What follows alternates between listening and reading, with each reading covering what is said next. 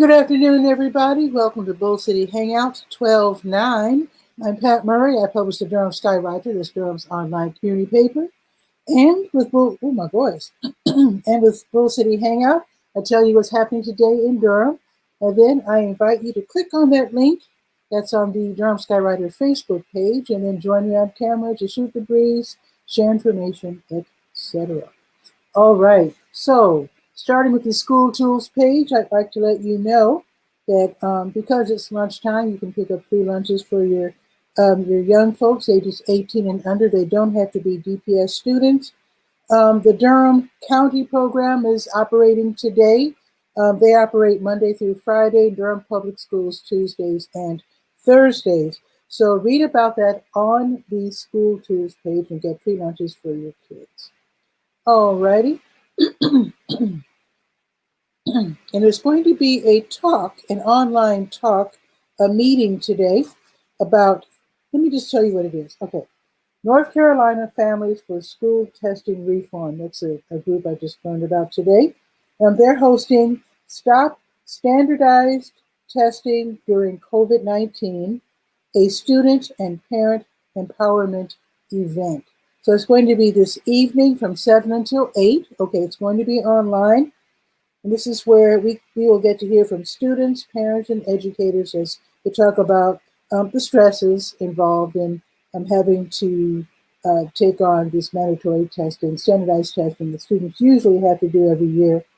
And I guess what they're probably saying is, let's put it off until next year, maybe. I don't know. I know things are really, really hard for the kids. Some kids are actually thriving and doing well learning at home on their computers, and other kids who are more social and outgoing or whatever, liking to hang out with their friends, et cetera, some of them are having a tough time. And I can definitely understand that. I can see it from both points of view.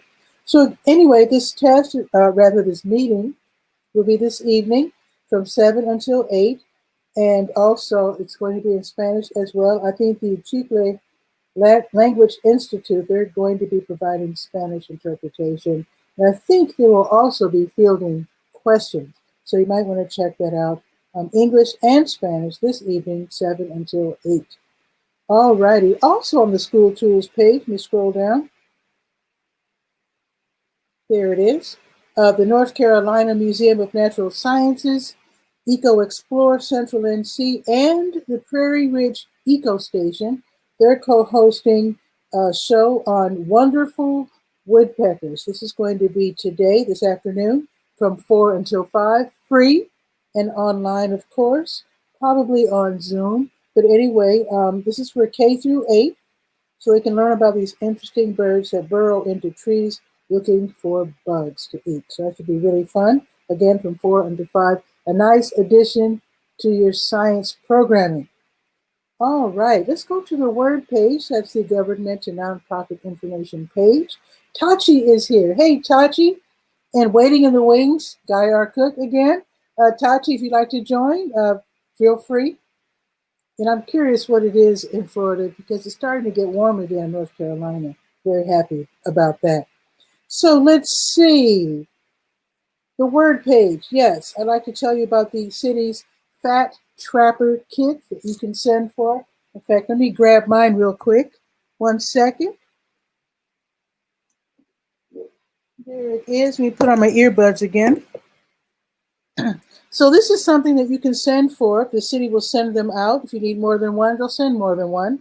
But basically, they don't want us pouring juices and oils and fats and all kinds of crazy stuff down the drains. You could send for either, note the flag of Durham. But anyway, this is the plastic receptacle you can request, and it comes with resealable bag. So you can send for these bags. They're sort of like metallic-y type bags, are resealable. Put the fats in there, throw them in the receptacle. When they're full, toss them in the trash. You also get these strainers. That's cool. So you can send for that, and the city will mail it to you. And again, oh, let me tell you, you can get either the receptacle or the resealable bags, or both. And again, if you need more than one, they'll send you more than one if they have them. There you go. Also, I'd like to tell you about the Water Hardship Fund. You can read all about this on the Word page. All of these items that I'm telling you that are under the on the Word page. So the Water Hardship Fund is for people who are falling behind in the water bill. Maybe the city can help you out. And the county, of course, they have the LEAP program, Low Income Energy Assistance Program. You don't have to be behind in your heating bill. If you know the bill's going to be high because the weather's cold, sign up if you're low income. And they're very generous as to what they call low income. So be sure to read about that on the Word page and sign up. For the month of December, it's restricted to people ages 60 and up and people with disabilities. Everybody else can sign up next month, January through the end of March. And there were a couple of years where they had to send money back, and I was told they hate to send money back because what happens is sometimes you don't get the same amount the following year. So help out the county by signing up for the LEAP program if you are low income. Okay. Also, there's the HOPE program, Housing Opportunity and Prevention of Evictions. Do not lose your home or apartment. If your job has been affected by COVID-19, they can help you out. So please sign up for that if you need that. You can get help for up to 6 months, rent and or utilities. So get that help if you need it. Don't be shy. Don't be proud. Okay, let's see. Curtis is here. Hey, Curtis, everybody's dropping in. Be sure to click on the link if you'd like to hang out with me. That would be awesome. Let me just get through these announcements real quick. Durham Technical Community College's Small Business Center has these wonderful free workshops. They're really great. And they list them from around the state. There are several that I couldn't list due to space constraints. So be sure to click on that link and see what I left out. So let's see what's on the docket for today, being the 9th. Okay, from 2 until 4, North Carolina Business Registration and Maintenance Basics, including DBA, which I think stands for Doing Business As, if I'm not mistaken. Again, that is from 2 until 4. Sign up in advance. I can attend that free workshop. And I signed up for this one. Okay, from 6:30 until 8. Create brand videos in Canva. Now, I know how to use Canva in terms of building my ads and announcements, but as far as video, yeah, I need to learn about that. So join me 6:30 until 8. That's going to be a really, really fun workshop. I cannot wait for that one. And then just to let you know, tomorrow from 3 until 4, they will have do's and don'ts business pitch. I guess how to talk about your business in a real concise way. All righty, I think that's it for one more score. Let us not leave out the Service Corps of Retired Executives. They have free mentoring, free webinars. So today, let's see. Okay, this is for tomorrow, 1 o'clock. Letting you know now to give you time to register. So tomorrow's workshop will be credit card processing secrets that will save your small business big money. You can't imagine what that would be. But again, it's going to be tomorrow at 1 o'clock, so sign up. If you do accept credit cards with your business, learn about these secrets. Definitely. All right, let's go to the health page. It's called To Your Health. Of course, I have your COVID-19 information. I have your, where you can get tested for free. And in fact, let's look that up real quick. Today's Wednesday. So in Central Hispano, until 6, they have drive-through tests. J.J. Henderson Towers and Oldham Towers, both until 4:30. You don't have to live there, of course. That's where the tests are being administered. So be sure to check those out. Get free tests. Don't be like, well, I won't mention anyone in the news. Anyway, if you think you need testing, get tested. Okay, simple as that. Also, wait a minute. There's something else I wanted to mention. Oh, the update. Yes, Governor Roy Cooper. Now, of course, Tachi is in Florida. Curtis in the audience is in Texas. And Guy is in Washington State. This is for the rest of us who live in North Carolina. There is a modified stay-at-home order, so we have to stay in our homes. We cannot leave our homes after 10. We can run around as much as we want the rest of the week, or day rather, but at 10 we have to be safely in our homes, and then we can't leave before 5. And I'm sure if you work in a factory or whatever and you have to leave before 5, I'm sure that's not breaking the law. But for the rest of us, who for some reason would want to leave before 5, we can't do so. But anyway, we're playing it safe. Trying to keep the gatherings in person and in home at a minimum. And you know what that's about. Just trying to keep us safe, wear masks, etc. I'm not going to argue about it. It's just what Roy Cooper says, the governor. And this is through Friday, January 8th. So this includes Christmas. Okay. Now, I'm not going to argue whether that's good or bad because it's up to you. And it doesn't really pertain to me very much because my family's in Chicago. So anyway, I will be here by myself anyway. So anyway, let's go to the senior page. It is called Senior Scope of the Durham Center for Senior Life. Let's see, they have something going on tomorrow, I think. No, today. Okay, find out why it's a good idea to reduce sugar intake. And this is going to be an online talk, managing sugar during the holidays, which is very hard to do. It's going to be from 1 until 2. Register with Peggy Kernodle from the Durham Cooperative Extension. So be sure to do that and see if you can attend today's talk at 1 o'clock. All right, let's go to Let's Go. That's the last page we will be visiting. There are other pages, but just letting you know that we'll be visiting Let's Go. I just made a rhyme. Thank you. Okay, right now as we speak, the Nehemiah Christian Center is giving away free lunches until 1. They're on Mangum, downtown. Also, at New Visions of Africa restaurant, they'll be giving away free meals, 3 until 6, warm meals from 3 until 6, free. Wear your mask because you will be stepping inside, and they will ask you your name, first name only. Also today, 6 until 7:30, the Durham County Democratic Party, they're hosting next year in Durham. That's a virtual celebration and talk about past victories and future plans for progress. So visit the Facebook event page for more information and then sign up for this free Zoom event, which will be taking place tonight, 6 until 7:30. Okay, and I told you about the Stop Standardized Testing during COVID-19, a student and parent empowerment event. I told you about that. That is from 7 until 8. Sign up for that one. Brett's Open Mic, if you love music, they'll be having that 7 until 9 at the Blue Note Grill. They're practicing proper social distancing, of course. So if you don't want to take the chance of being turned away, you can watch from home. $5 admission. If you stay at home, maybe you want to donate the $5 to the musicians.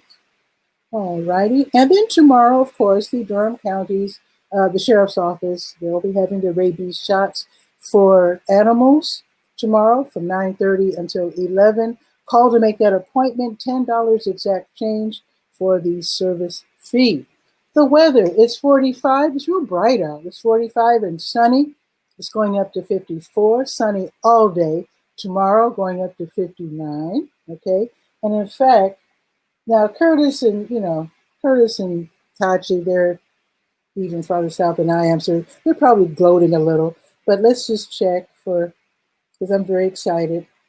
Friday it's going to be 64. That's really good for us. I'm just saying it's going to be all day sunny on Friday, and Saturday 64, Sunday 68. How about that? I'm acting like I'm taking credit. I can't take credit. Anyway, I want to respect your time. I want to invite you to join me on camera. It looks like Guy R. Cook from the Guy R. Cook Report has already done so. And Tachi says it's great weather. It is. I can't complain. So yes, and I can't gloat. I don't know what it's going to be next week. I wonder. This goes up to next Friday. So next week it's going to be in the 50s. So that's not bad. All righty, let's see what's going on in Washington State with Guy R. Cook from the Guy R. Cook Report. Let's see.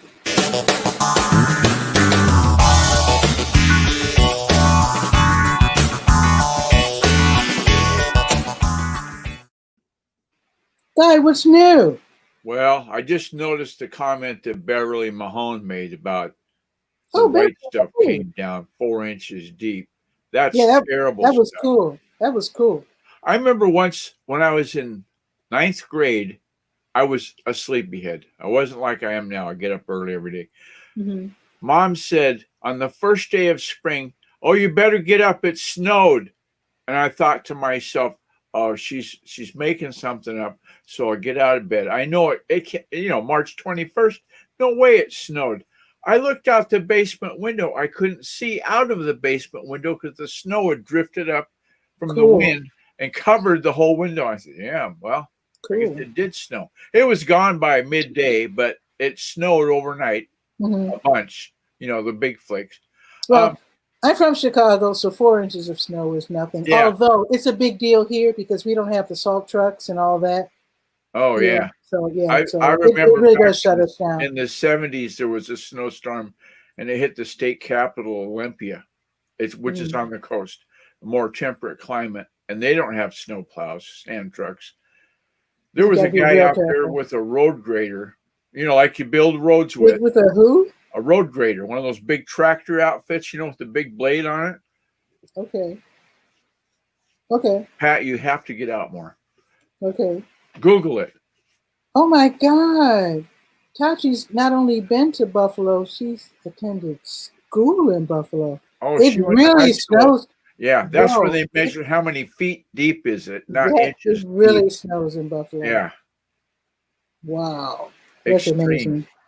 One of my favorite pictures of my whole life, I saw a photo once of there's this little person, and the snow drifts on either side. He was trying to like shovel the walkway. Right. And so it was like this little person with mountains of snow on either side. That was in Buffalo, New York. I can remember in the 60s when they plowed the streets. Mm-hmm. And it would plow in those days they plowed it up into a divider, like in the middle of the road, where your turn lanes would be, and it was taller than the cars. It was huge. Weird. It was like 6-7 feet tall. Well, eventually, I think they get a dump truck and haul it off, but initially, they would pile it up. It was bad. Wow. Bad, and if anybody wants to join us, of course, I'm on StreamYard. That means 10 of us can be on at the same time. So, and the link is in the comments. Look at the first comment that Pat makes. There you go. I just added it again so people don't have to scroll up. And that hyperlink is there.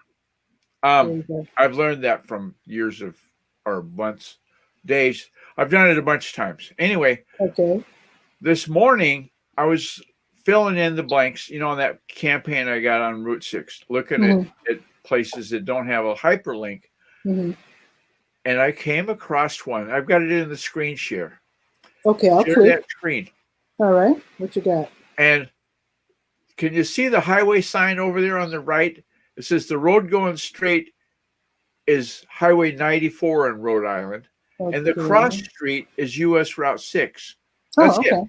All that's there is just that corner with that highway sign. There's no gas station. There's no McDonald's. There's no nothing. It's just, it's on Street View. And if I go into the browser, I can show you. You can pan around and look. And it's just a wide spot. The corner of ordinary 94 and 6. And that's it. Oh, there's one little house there. Okay. I didn't notice that house. But that's not a business because they don't have if it's a business. It's like a church or something. Yeah. But anyway, that was what surprised me this morning. Well, there you go. This morning's adventure on the internet. So this is the country's smallest cross-country highway? Is that what it is, Route 6? No, Route 6, the longest contiguous highway. Back in the 30s, let me go back to you guys.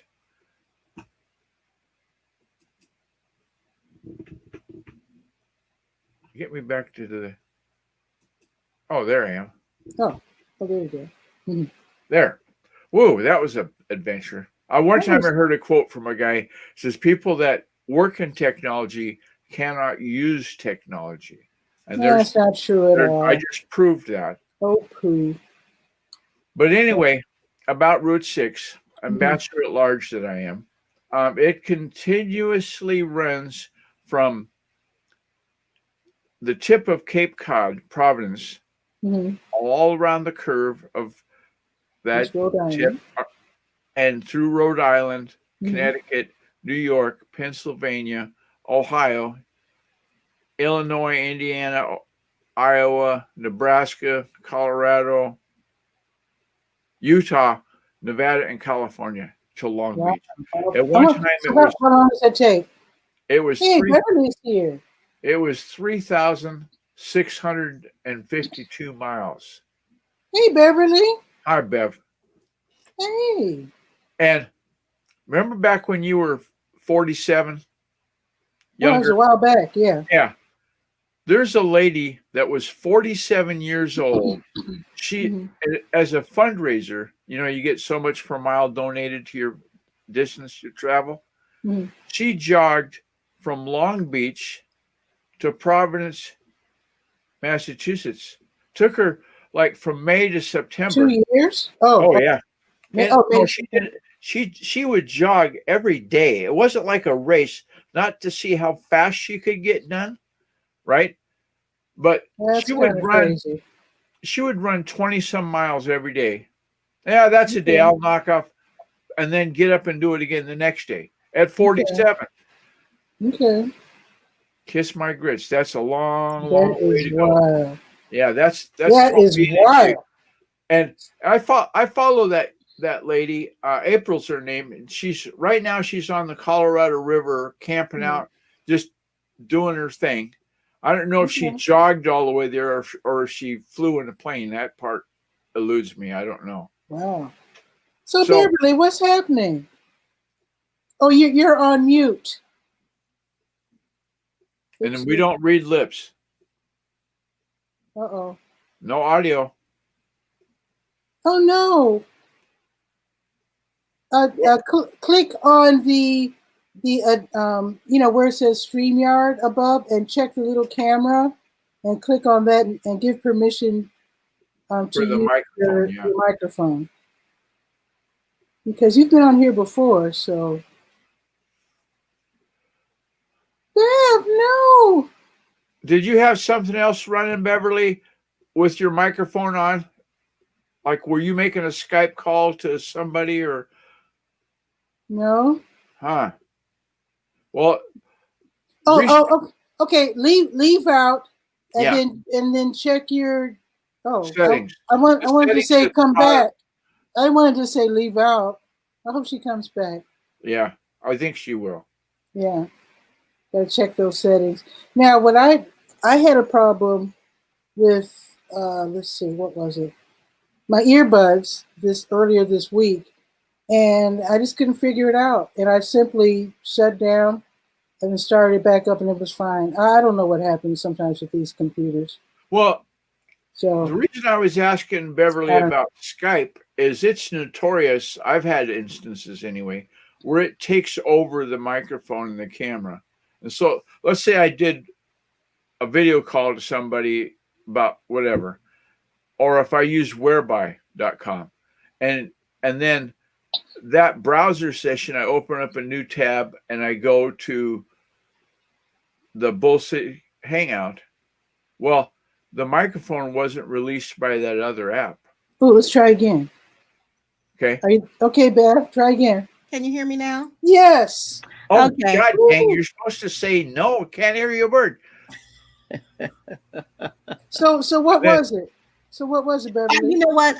Since I've been doing all these podcasts, I have been switching up mics. So I didn't have my the studio mic, I guess is what you call it. I didn't have that on, so just had to change the settings. I knew it was something. Yeah. So I'm still learning technology, even though I feel like I know a lot, I'm still learning. Remember what I said before Beverly came in here about people that work in technology can't use technology? That's not necessarily. But I don't work in technology. Well, I don't if really work if in you're a podcaster, you're kind of using tech a little bit. Oh, okay. Oh, yeah. You're more of a wordsmith. Yes. So how is that going with the young people? Well, it's still building. And the thing of it is that I think that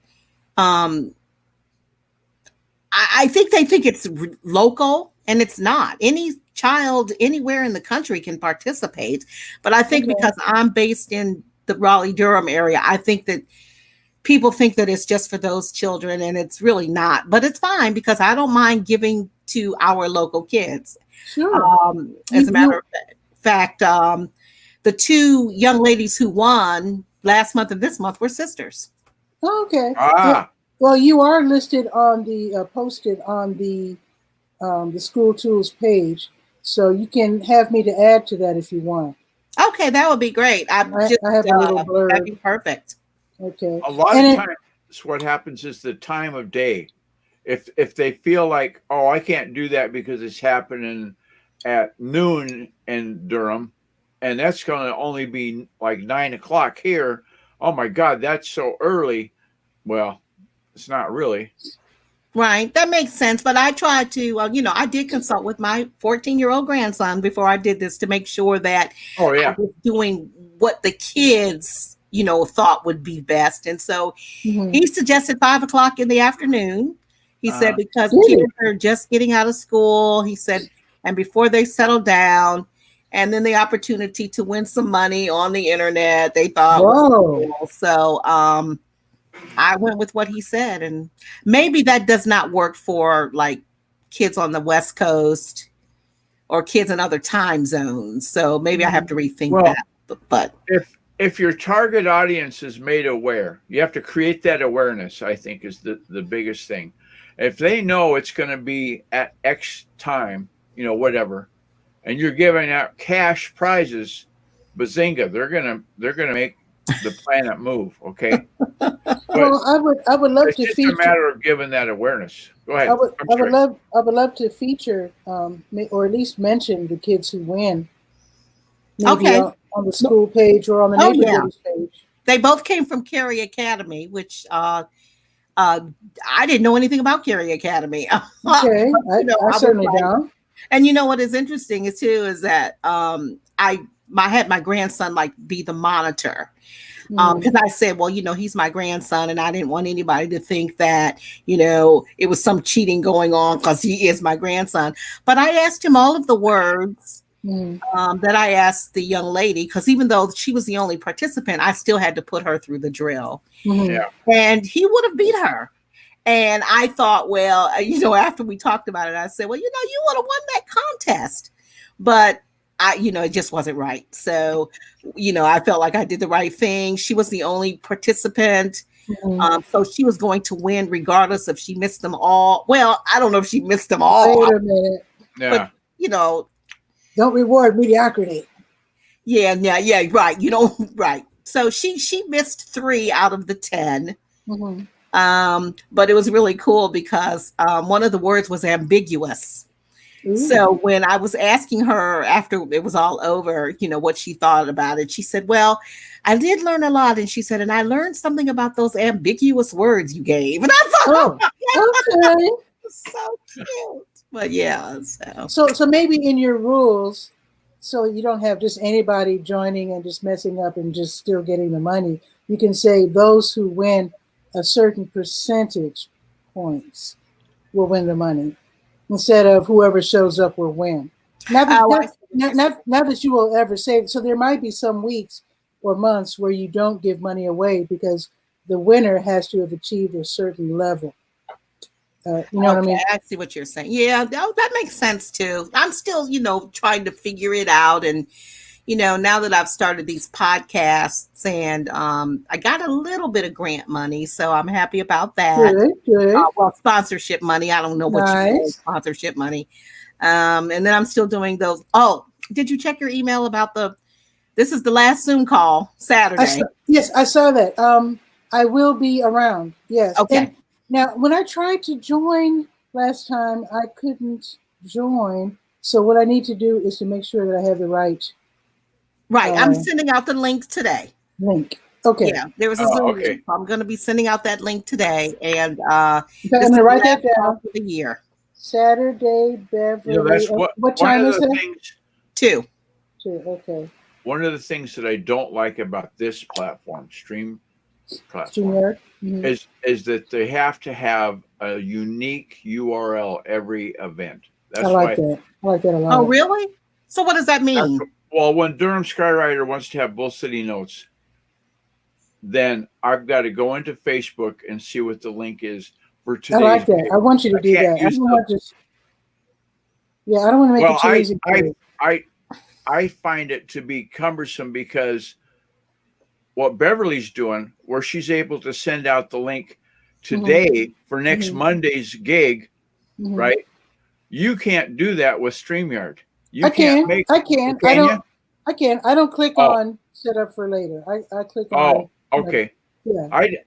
I don't use it, so I don't know enough about it. If I wanted to, I could set up a show 24 hours in advance, a month in advance. Oh, okay. Have the link, send it out. My bad.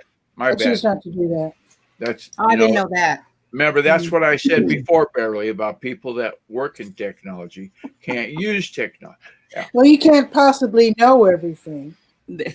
Well, you know what I do want to talk about? I don't know if you're a sports fan or not, Guy, but this is very interesting. So I am a big sports fan. I love everything. And I only love baseball because of the Cleveland Indians. Other than that. Well, I like the Cleveland Indians. I do like baseball. Yeah, but I don't like baseball, but I like the Cleveland Indians. So, but this is what I found is very interesting. Is that Duke basketball. Right. The Blue Devils. Yeah. Yes. Benefits heavily on the Cameron Crazies.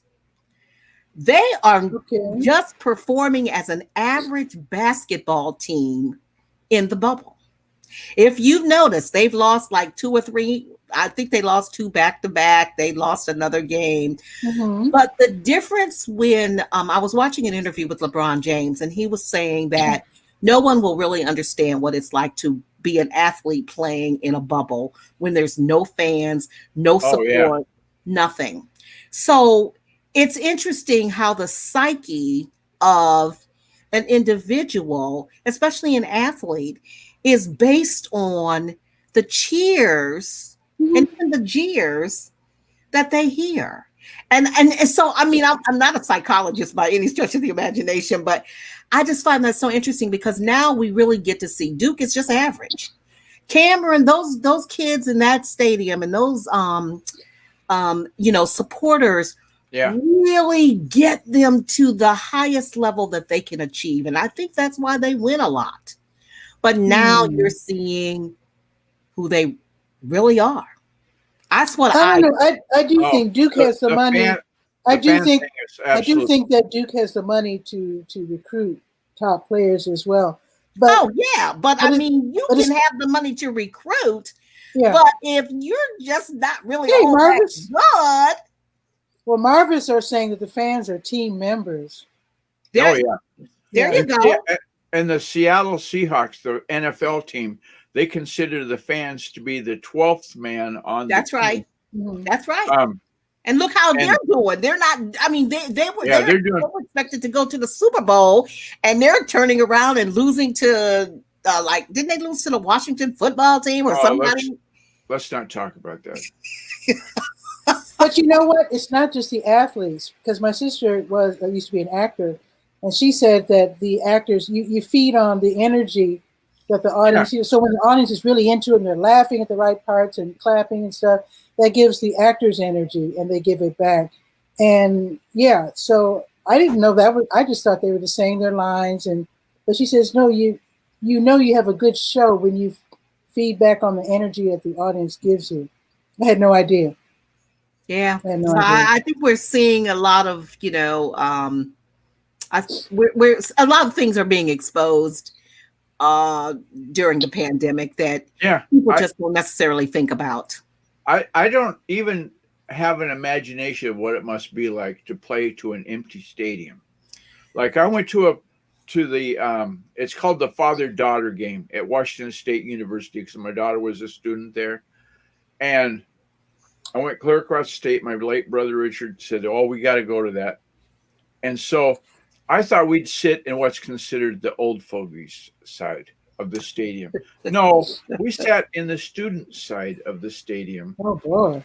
And they started doing that wave thing where the fans make noise and stand up. Yeah. And after they went about 10th time, I said, I've never done this. This is crazy. How long does this go on? She says, "Oh, until we get tired."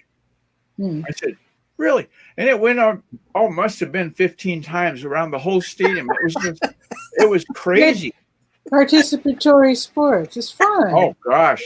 And the National Guard of Washington had given us these inflatable things to bang together to make noise. Oh, and yeah. It was like thunder. I have one of the things, we talked about the Seahawks. One of the things that the NFL teams say about playing at this Quest Field, or now it's called Lucent Field or Lumens or whatever it's called, the noise level is so loud. Like I've seen where the announcers and the sports announcers are down on the sidelines, and she's trying to give you the latest update on an injury or something, and you can barely hear her because the noise in the stands is so big. That's so now amazing. They've got canned audio that they play, but they only turn the knob of the volume up to 70% because the other team said, "Okay, if we're playing in the Seattle arena, we're only going to have the volume go up to 70." And they have boos and they have yays. Oh, it's amazing. That's weird.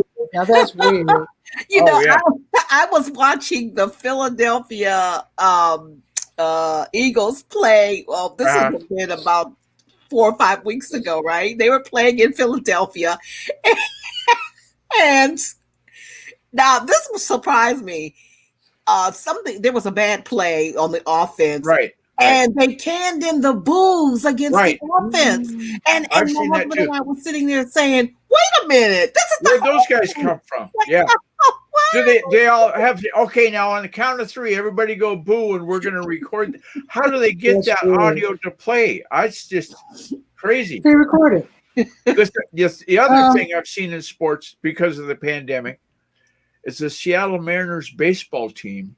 For $30, you can buy a cardboard cutout of your profile to set in the stands. That was my idea. I promise you. And I've said that was my idea. When the bubble first started with the NBA, I said to my husband, I'd pay $100 if they would let me put my picture in the stand. I promise you, I said that. And then my God, it happened, but I didn't tell anybody. But that is so crazy. I think what they need to do is animate them and put a little hand clap thing so you could go to an app on your phone and push the button to say yay, clap, or boo, or whatever. That's next year. Next year they'll have that developed.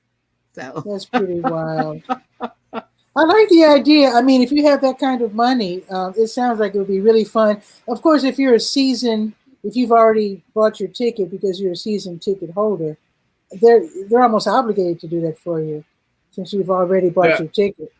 The place that has the best, I don't know about now, but years ago, to get a season ticket for the Denver Broncos football team, you had to wait till somebody passed away. They were sold out. That's the way it was with the Washington Redskins too. Really? Same thing. Now known as the Washington football team. Yeah, and yeah. So that is what, and what is so interesting is that. Okay. You didn't know that, Pat? No. She doesn't know what a road grader is, Beverly. You watch football?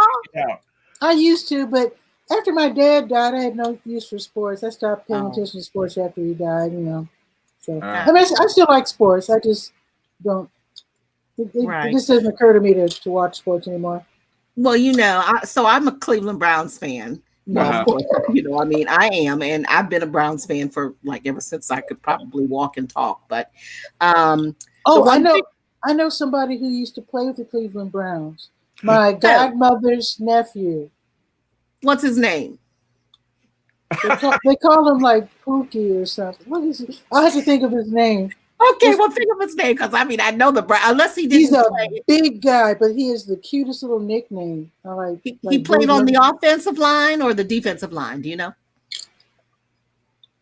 Okay, she don't know. Okay, but anyway, so she went beyond her pay grade.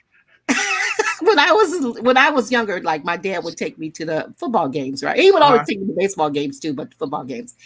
And we could always get a seat. I don't care. We pay, I mean, anywhere in the field, right? And so that happened for many, many, many years.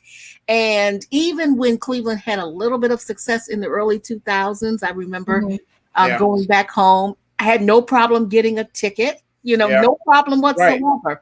Right. Well, now, nowadays, try to call and say, "Can I get a ticket?" Let's see, what year is this? Yeah, it's 2020. Call me back in 2024. We might have one.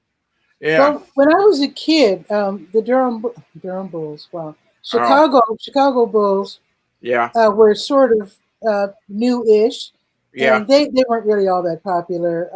Right. Their tickets were so. In fact, the stadium was so empty back when I was in junior high school.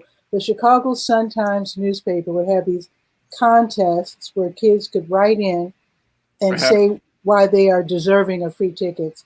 Well, I won once, which meant I got an envelope full of tickets, like 8 tickets. What? It was crazy. Was this before Michael Jordan? Oh, way before Michael Jordan. Okay. This is like Bob Love, Chet Walker, Tom Boerwinkle, way back. Gotcha. And so I didn't have that many friends. I was a quiet loner. So I think my little brother went, and a couple of his friends went, and then there was this girl I felt sorry for. I don't know her family situation, but she seemed to be like the family workhorse. She had to do all the cooking and caring for the kids and stuff. So I invited her and a couple other friends that I had. And things were so safe back then. We all piled into the car. We were little skinny, little junior high school and elementary school kids. And then Pop dropped us off at the stadium. Yeah. And said he'll come back and pick us up. Wow. In Chicago? Let's hope. Yeah. Wow. Yeah, that's been a long time ago. And we sat right behind the basket, and then we ran to the other side, after, because they switched baskets at halftime. Do they? The Bulls had in those days? Did the Bulls play at college or at their own stadium back then? It was a stadium. It was called the Chicago Stadium. The Blackhawks played there. Yeah. Oh, okay. It was apparently there's a new one. They say it's the stadium that Michael Jordan built or something. So it's some newfangled stadium. I haven't seen it yet. It's on the west side. I can't think of it, but there's a new one. Guy, what's the greatest game you've ever seen in person? In person, my favorite one was when the Phillies played the Mariners in baseball when the old Kingdome was still around in Seattle. Okay. My youngest son got tickets from his real dad. I'm a stepdad. We went to the game, and the price of the concessions will always live forever in my mind. My wife went and she got nacho chips and soda pop for the 3 kids, and it was $50-some. I said, $50. You should have wore a mask. And, the other thing I remember about the game. Wow. You know how long ago was this? The teams that go out and they have warm-ups, right? And that's when the kids go down and get autographs. So the kids went down there and they were yelling at him, "Give me an autograph." Dan Wilson was the catcher. They come on. They wouldn't do it. So the kids came back to the seats, and their lips were dragging on the ground. I swear, just total rejection. And I said, "Go back down there, because when they come out of the dugout the next time, somebody will sign the hardcore autographs for the people that really want the autographs. That's who's going to be there." Okay. So they went back down there, and Joey Cora was playing second base, and Joey signed a baseball hat right on the brim for Steven. That's a very memorable game for sure. Wow. And then in the Marvin says water's 60s, $8. in the 60s, when we lived in England, the Air Force Base had a baseball team, and don't ask me what the name of them was, but the guy hit a pop fly, and it must have went up for a mile. You know, a hardball baseball, when they pop one up, and it just goes into the infield. I was very impressed with that. That stood out in my recollection forever. And Dad says, "No, it's no big deal. It's a pop fly. I've never seen one." You know, 'cause when you're a little kid playing baseball, your pop fly goes up 30 feet. You know, wow. You know, that's it. This one went up like over 100, I'm sure. Probably 200 in my imagination. Wow. Well, so where was that $8 a bottle of water from? Oh, I don't know. What stadium is that? I don't know where Marvis goes to see her sports, but water $8. That's a lot of money. I want to know where that stadium that is. So you don't I won't be going to it. And you know, you say, guy, your cardboard silhouette in instead. They won't drink as much water and it's more affordable. You know, it's funny that you say that your greatest game was sport that you saw was a baseball game, because you know that was mine too, and that's surprising because I really don't like baseball. But I used to work for Merrill Lynch many years ago, the Bulls and the Bears. Okay, Chicago. I get it. Chicago. Okay, Chicago. So I used to work for Merrill Lynch years ago. Yeah. So our office got tickets to go see the Oakland A's and the Boston Red Sox. Oh, that's a game. Yeah. No, well, let me tell you, it was a great game because what year was this and when? Oh God, let me see. So when did I work there? 1980. Oh, recently. Okay, is that what you want to say? Recently? Oh. Okay, 1982, 3. Is that Reggie Jackson? Yes. So let me tell you what happened. Okay. So we were in the old Fenway Park because they don't have the old park anymore. So no matter where you sat in the park, you had an excellent seat. So we're right there, right? So Reggie's playing the outfield, and you remember the flashing bandit? The woman that used to follow him around and flash her boobs. No. They called her the flashing bandit. Okay. So of course, nobody expected her to be there. I mean, it's Boston. Right. She lived in California. Nobody expected she was going to be there. So all of a sudden, somebody on the Red Sox, I'm trying to think, the black dude, Jim, the black guy, black dude from the Red Sox, Jim somebody. Anyway, so he hit a ball and was going towards Reggie's way. Mm-hmm. She jumped over the fence, raised her top, chuckled her boobs, and then ran around the base. She was notorious for that. Everybody knew she did that. I mean, she did it every day. From California to do it. Yeah, she came from, well, because I think she was following Reggie Jackson. You know, she was like a big fan of his, I guess. But yeah, look her up on the internet. The Flashing Bandit. She did it in a lot of stadiums around the country. And I was like, oh my God. You know, here I'm the impressionable 20-something-year-old, and I'm seeing this older woman out there jumping over a fence and flashing her breath. And she had pretty large breasts. So what, like she just, you know. But yeah, the Flashing Bandit. So what did they do? Well, you know, she ran around the base. Everybody knew, I guess it was part of the, I guess a gimmick or whatever. And then finally. The first day I've ever heard of it. Really? Are you serious? Yeah. I mean, my baseball history, the first major player I saw that was, you know, famous guy, Willie Mays. I saw him play outfield. And they were doing warm-up throws before the game. And so when it was time to get things going, get the game underway, they had to take that ball and so I figured from my little league experience, those are expensive, right? Willie Mays throws it over the fence to the cheap seats. Yeah. There you go. Here's a souvenir. Absolutely. Wow. Now, I remember flashing, and I thought it was a 70s phenomenon where people would take off their clothes and be totally nude and run on the field. And of course, I don't think they ever really showed that on TV. Well, when it happened live, I don't know what they did her when she did it. Yes. Yeah. I'm not sure what happened when it was live, but Google that one. That's a story. That was so stupid back then. The flashes. Actually, what's the worst thing is what Beverly did about the Boston Red Sox. You know that guy Jim. What's his name? one part of my brain is occupied with that. That's the first thing I'm going to Google is the 1980s Boston Red Sox. What was Jim's last name? The black guy, right? Yeah. The black guy on the team. Yeah. Yeah. I don't think Google will let me search that way, but Sure they will. Yeah, they will. Yeah, they will. okay. All the Yeah, they time. will. You just put in Jim, black guy, Boston Red Sox, Beverly saw play. Yeah. and it'll come right up. I promise you, it'll come right up. That's pretty wild. Now, Pop used to take us to baseball games, and we loved it. He'd take us to see the White Sox. We lived on the South Side. Now, for some odd reason, some Chicagoans or many Chicagoans either like the Cubs or the White Sox. Right.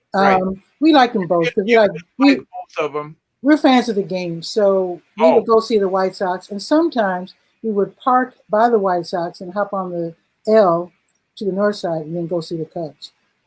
Oh, Okay. really? So you liked both the Cubs and the White Sox? Of course. Oh, you're the first Chicagoan I've ever met that. I actually. Everybody I know was either one or the other. I don't want to sound ugly, but it seems, this is just my opinion. Okay. I could be wrong. I think part of it is the prejudice against the South Side, and some of it might be also racism, because I have yet to meet a black baseball fan who hated, I mean, if you're fans of the game, to me, you like both teams. But as I moved out in the world and started meeting white people, then I started hearing about this hatred of the other team. Whereas I grew up where everybody liked both. And I grew up in a black area. It was like cross-town high school football rivalries. If there's two high schools. Again, I don't. It was like you liked one or the other. That's where you went to school. So yeah, I still think it's race because, like I said, the black folks liked both and the white folks didn't. Basically, of the people that I knew. Let me ask this question of you, Pat, because I was not really familiar with baseball other than the Cleveland Indians, but I never knew until I think I was an adult that the Chicago White Sox were really the White Sox, because my only memory of them was they were labeled the Cleveland Black Sox. Now, and because that scandal that came back was back in the 20s, I never even knew they were the Cleveland White Sox. I mean, the Chicago White Sox. I never knew that. When the Black Sox is tarnishing the reputation. That wasn't the name of the team. They were called the Black Sox because of the corruption. But the team name was always, I think they started out as the White Stockings and then became the White Sox. No, but I think there was a team in the all black baseball. There was a team called the Black Sox. Maybe, but we're talking about Chicago's major league team. Yeah. We're talking about Chicago. It started out as the White Stockings. Yeah. And then, and of course, on the Spanish language station, they're the Calcetines Blancos. But yeah, so White Sox, White Stockings. So which stadium should we watch for your cardboard cutout in, Bev? Because you've went on recording saying you're going to spend $100. They're going to be wooed. You're probably going to get an email today from some. I tried to do it in the bubble with the NBA. I really tried, because Michelob had this commercial where, if you sent in a picture of you with a can of Michelob Light or whatever it was, you could win an opportunity to have your picture in the bubble. I don't drink beer, but I did go out and buy a 6-pack just for that purpose. But I didn't win. There was a promotion here in town at Walla Walla, a heating and air conditioning company, that if you took a picture of their truck, you get a point towards a Seattle Seahawks game ticket. Right? This is before the pandemic. But if you got a picture of the truck and the guy that was in the truck, you get 2 points.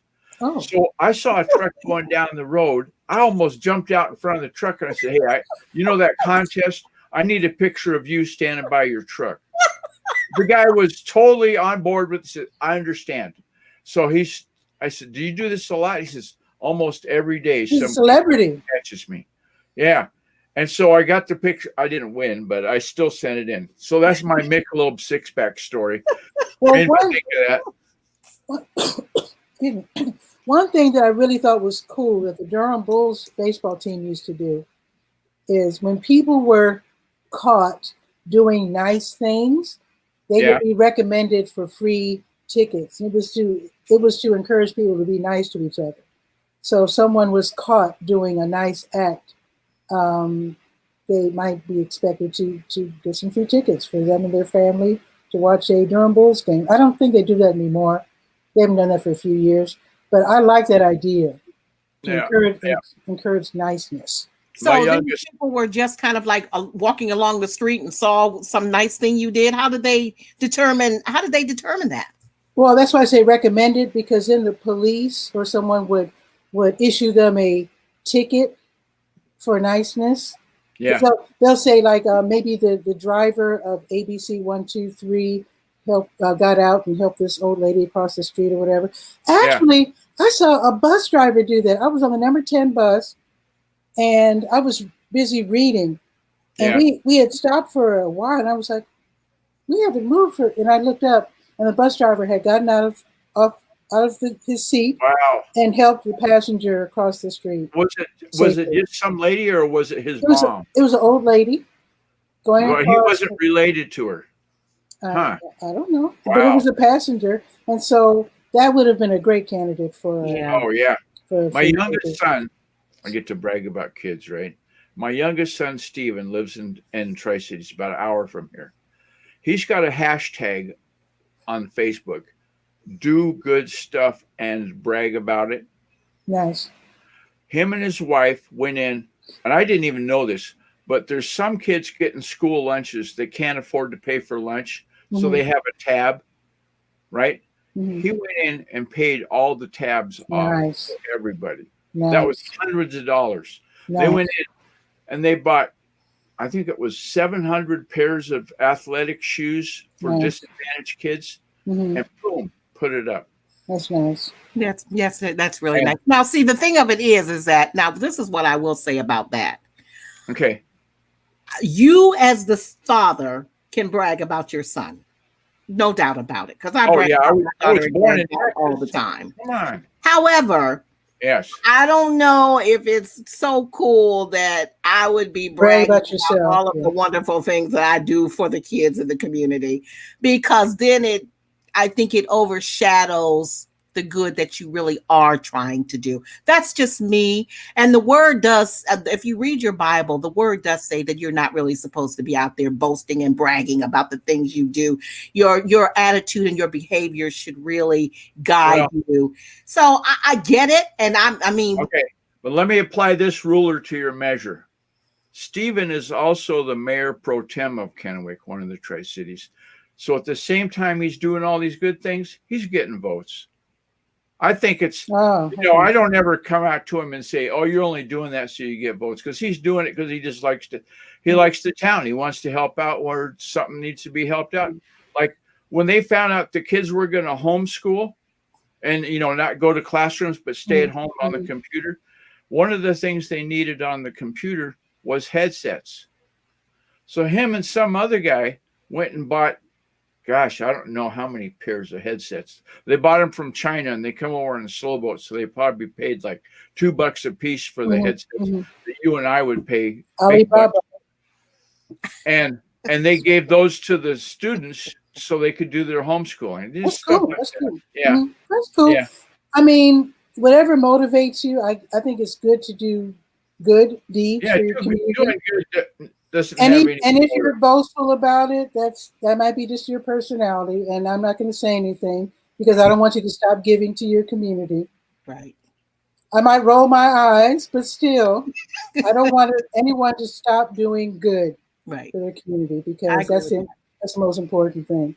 Because I can see. I just got to say, I can see St. Peter writing it down, going. Yeah. Still, right. Yeah, they're going to have to do a lot of explaining. Like that time you got mad at the tomato plant that wasn't producing and you ripped it out of the ground. Oh. Yeah. Okay. I've never done that. Those are the things that I think, I had one time I had a gold medal tomato and it wasn't producing any fruit. It would bloom but then the blooms would go away and no little tomatoes to grow up into big ones. So now, you can actually take a paintbrush and pollinate your own plants. You take I had one guy flower and go squeeze them with your fingers, and they'll. And no, Mhm. none of that worked. So I finally took it out. Okay. And maybe that's just because I'm impatient. But I said, do your job or you're gone. Wow. And didn't do his job, so he was gone. Outski. Yeah. Wow. Yeah. And I made for a better path through the garden too. And I've got to earn my keep, so I got to go. But boy, I have really enjoyed this show. Thank you so much. Yeah, Beverly, I got to get on Google and look up that guy from the Red Sox, Jim. You know, the black guy? He played back in the 80s against Reggie Jackson one time. Gosh, I can't think of his name. I'm glad you didn't say Cincinnati Reds because oh gosh, nobody watches them. We thought they were the coolest because they had an all black Latin infield. I can't name their names anymore, but we just thought they were the coolest because this is back in the day when they had just token black players, and for the Reds to have like an all, I think it was the Reds, or was it the Pirates? No, it was the Reds, an all black Latin infield. And of course, those are the days of Roberto Clemente and yes, that's right. That's a name that Beverly can remember that name, but Jim on the Red Sox, they ain't got that one. That is terrible. And you know, the Thurman Munson, as a matter of fact, I can remember him because he was from my hometown and my high school. I mean, not my high school, my grade school was named after him. Thurman Munson used to play for the Yankees. He was with the White Sox at the end of his career. And he was with the White Sox, and he played for a little bit with the Pittsburgh Pirates, I believe. So I think he was like a catcher or something. Was he a catcher? Was he a catcher? He was a pitcher. Pitcher? I think. He was a pitcher. Yeah, okay. He was a pitcher. I don't remember his name. Thurman Munson. Yeah, I can't, I remember him. But okay. Oh, God. But not Jim. But not Jim. I'm glad this show went a little long. I had time to go on Google. Did you find him? Yep. Okay. Jim what? Well, I'm not going to give it to you for free. But there's a research fee involved in this. Bev. Well, I thought it was Jim Ryan. I don't know. Was it Jim Rice? Jim Rice. That's exactly. I say I had the R right. Jim Ryan. Yeah. I said Jim Ryan. Jim Rice. Jim Rice was in the Baseball Hall of Fame. Yeah. A lot of good that did. Ooh, I didn't know that. Yeah. Yeah. Okay. Well, listen, it was great talking to you guys. I didn't even have to say black guy in the query either. I just said Jim on the Boston Red Sox in the 80s. And they go, oh, it can only be Jim Rice. Right. You know, big write-up. You know, they didn't have his picture, but they had a lot of blah, blah, blah. Like he was in the Hall of Fame and what a player. Nobody will ever forget this name. Oh, they don't know about Bev at the time. Now, the other thing that I'm going to say, Bev, means you got this word thing going for the kids. Granted that your mom wants you to use Beverly for your handle when you go into the StreamYard, you know, down there at the bottom. But if you've got a HTTP for the word thing, you should drumskywriter.com. Because Pat records this and sends it everywhere. Oh. Anybody that speaks English in the world can see this recording. That's very true. You know what? Let me put it in the show notes right now. Beverly. Oops. If you put the boomer beat in there, that would be awesome. Okay, wait. Beverly Mahomes. And what's the word thing called? It's word communicate. Well, it's actually communicate with Beverly, but it's on Facebook. You can just why don't you just put my website in there? BeverlyMahone.net. Okay. Because that has all the communication stuff too. So I can't even spell Beverly. And put in the tagline of "Got Money." Yeah. Okay, and I will say this is for should I say kids communication program? Wait a minute, guy. Wait a minute. So do I put kids communication program? Well, it's really for everybody. When you go to my website, I have like writing, public speaking information. Okay. So adults have said that they got as much benefit out of it as the kids. So okay, there you go. Okay, perfect. Yeah, that was a good idea, Guy. I appreciate it. Yeah, thank you, Guy. I had to get that out. I had to get that out. Ideas are my life. There you go. There you go. I will see you both later. Drop in at any time. And you have a great day. Thank you, guys. See ya. See ya. Bye. Don't forget Jim Rice. Jim Rice, yes. Yes, there could be a test. Next time Beverly comes in, we're going to say, what's that guy from the Red Sox? Jim Rice. He played against Reggie Jackson in the 80s. Yeah. Okay, see you later. You have a good one. Take care. Bye. Awesome fun. Okay, today's show was very lively. So you can drop by anytime you like. StreamYard can accommodate up to 10 people at a time on camera. So don't be shy. Just drop in if you want to share information or shoot the breeze like what we were doing today. So again, it's going up to 54 today in Durham. Tomorrow's going up to 59. It's going to be sunny. So just know that and have a beautiful afternoon and evening. I will see you tomorrow at noon. Ciao for now.